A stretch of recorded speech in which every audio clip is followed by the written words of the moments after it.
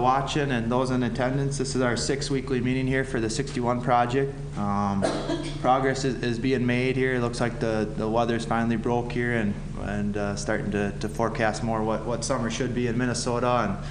And with that, the truck detour has been fully implemented now. That took place, I believe, yesterday, based on the lifting of the road restrictions. So a lot more signing out there now, and I guess a provision for those larger regional traffic.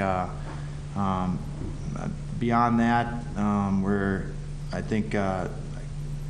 Jay had a concern with some additional signing that we're going to continue to always review here as requests come and on a weekly basis. And I think that the plan is to put a little more emphasis on that Studebaker ramp and let folks know that is in fact the public parking for these Main Street businesses. That's in a way going to get you the closest, certainly that block between Broad and Bush. And so we're gonna review that, and I think address that concern.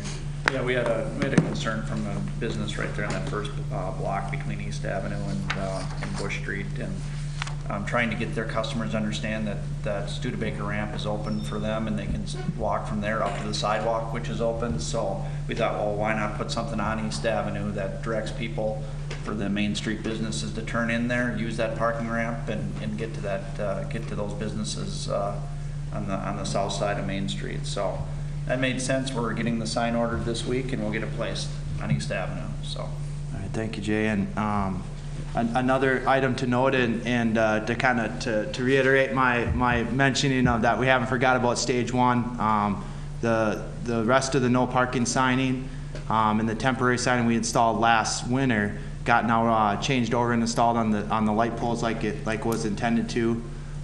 In addition to that, we also added a sign on the Hawk system, understanding that that's a newer traffic control system, certainly for this area. And it provides language to let folks know that after stopping and when no pedestrians are present, that you may proceed still on a flashing red. So it's observed that folks, after stopping, they're waiting until the signal actually goes black, and that's not necessary. The intent is that you stop.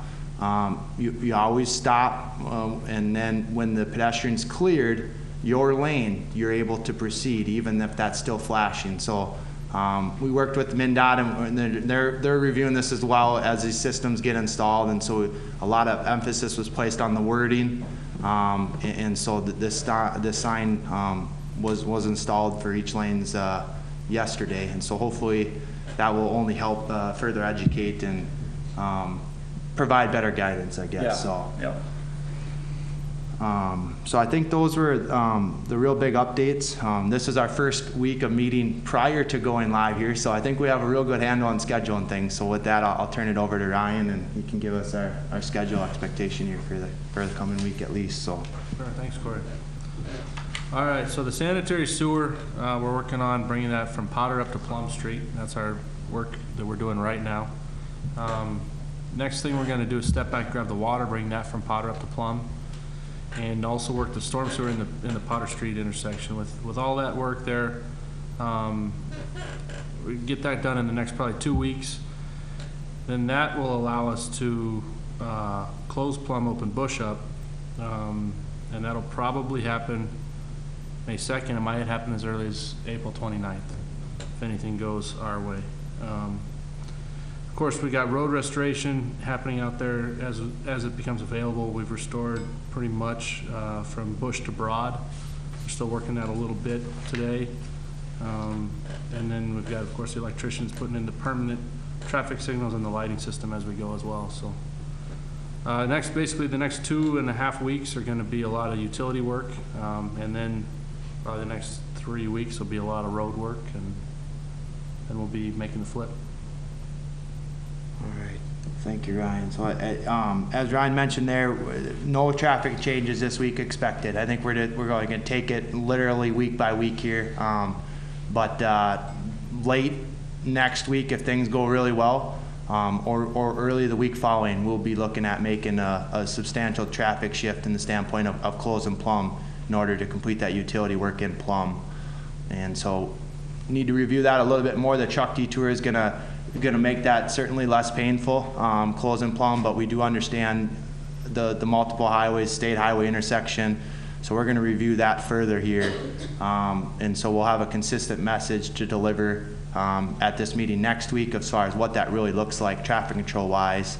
And that'll still be ahead of the actual switch. So just keep that on the radar, I guess, but nothing this week and nothing until we meet again. So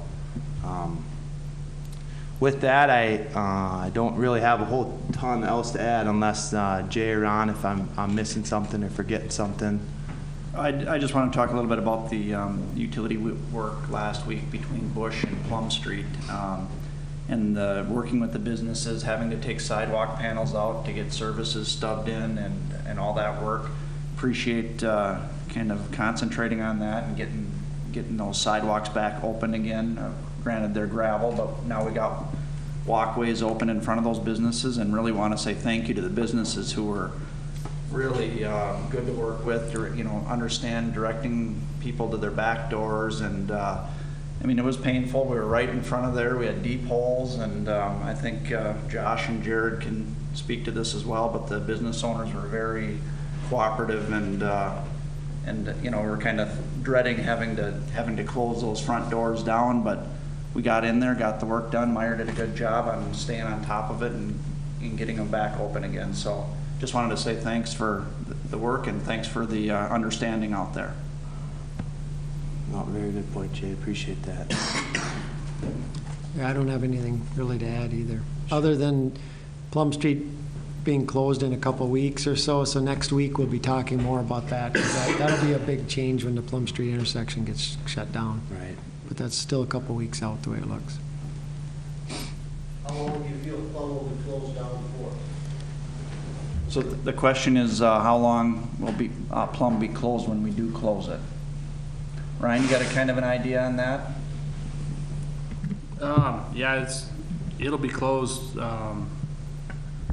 probably until the paving goes all the way through there. It'll be closed for a few weeks. I'd say 5-6 weeks, something like that, just to guess. That'll probably be the last. I don't think we'll make another change after that, so that'll probably be the last intersection that gets restored. Yeah, at that point too, Potter Street will have to be accessible for ADM to get across the highway to get into their lot, and as well as Red Wing Shoe has that truck every day going from Plant 1 over to the Riverfront Center. Yeah, that's a real good point to mention, Ron. We understand the uniqueness of Plum Street and that it has no other feed. It's essentially a dead end, and so at least from the north. And so we've made provisions with the bigger users, Red Wing Shoe and ADM, understanding that they're going to need to get across Main Street. And so we have a plan in place. That's the emphasis of getting all the work done on Potter, why Plum's still open, so we can utilize Potter. And so we have those in place, and we can further communicate that next week, kind of as an all-encompassing update on the closure of Plum. But I feel like we're relatively on top of it, just minus here a few little logistic pieces, but it's got to happen, and I think to Ryan's point, it's going to be as minimized as possible, but it makes a lot of sense. We have to close it for utility work. That's the first scope. And once it's closed, it probably makes a lot of sense to keep that closed until all the work is done within it, to try to minimize these flops and flipping back and forth. So I think we'd look to try to get that concrete and then open Plum and then not close it again, at least on the south side, of course. So that would maybe carry through then, to more of that 4, 5, 6 week time frame, depending on what that looks like. But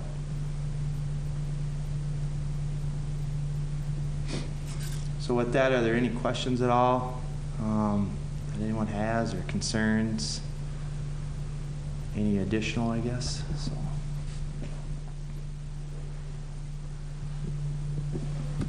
All right. I'll see you, none. Thank you for coming. Thank you. Appreciate it.